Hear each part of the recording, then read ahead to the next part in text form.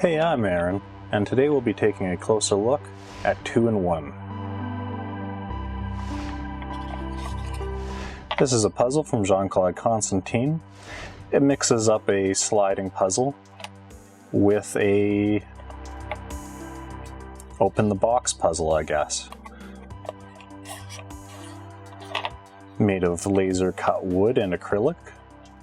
Has the name of the puzzle etched into the surface, and below this acrylic is a bunch of sliding wood pieces. The first step of this puzzle is to remove the 2 ball bearings, and then from there you figure out how to open the box. Sort of a sequential discovery with a sliding puzzle built in. We can see a nicely designed box with lots of details. Stainless steel hardware as always.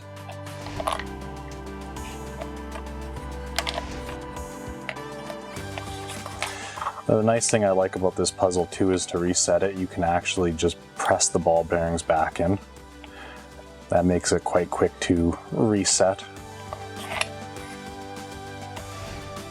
Overall, very nice puzzle. Thank you for watching.